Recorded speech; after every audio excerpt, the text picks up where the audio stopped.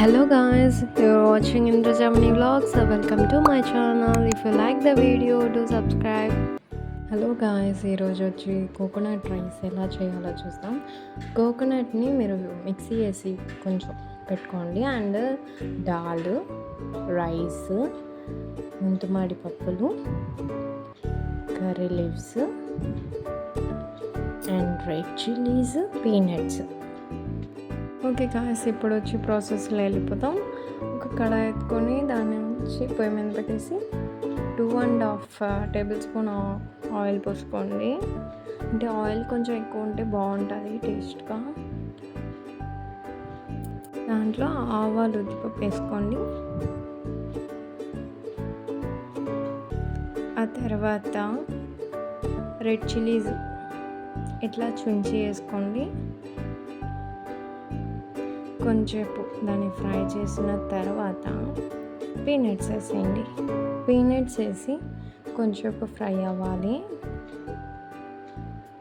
అంతలోపల ఇలా మిక్సీ పట్టుకోండి. దాంట్లోంచి పాలు ఏం ఎత్తకుండా ఇట్లా మిక్సీ పట్టుకోండి. మిక్సీ పట్టిన కోకోనట్ని ఇట్లా ఒక బౌల్లో ఎత్తుకోండి. ఎంత రైస్ ఎత్తుకుంటారో దాంట్లో సగం కోకోనట్ని ఇట్లా మిక్సీ పట్టుకోండి. ఇప్పుడు దాంట్లో నేను ఫ్రై అయిపోయింది, దాంట్లో దాల్ వేసుకున్నాను.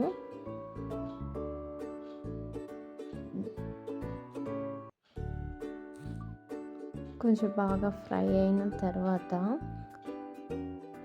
క్యాష్యూస్ వేసుకొని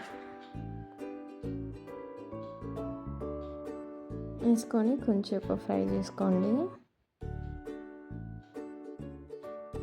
ఆ తర్వాత ఎల్జీ లవంగం పొడి కొంచెం వేసుకోవాలి, టేస్ట్ బాగుంటుంది.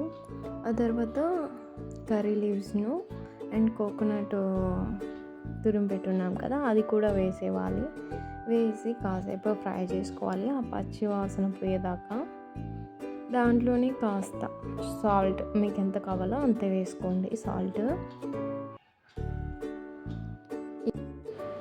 వేసేసిన తర్వాత బాగా ఫ్రై చేసుకుంటూ రావాలి. ఆ పచ్చి వాసన ఉండకూడదు.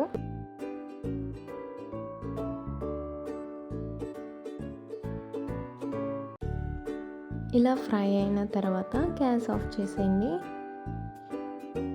ఆ తర్వాత దాంట్లో మనం ఎత్తి పెట్టున్న రైస్ని మిక్స్ చేసేయాలి. దాంట్లో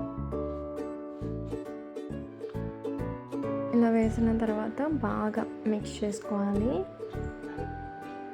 మెల్లిగా అట్లా మిక్స్ చేసుకుంటూ ఉండాలి.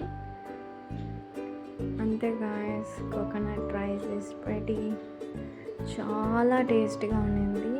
తప్పకుండా మీరు కూడా ట్రై చేసి చూడండి. ట్రై చేసి ఎలా ఉండిందని కామెంట్ చేయండి. Thank you for watching guys.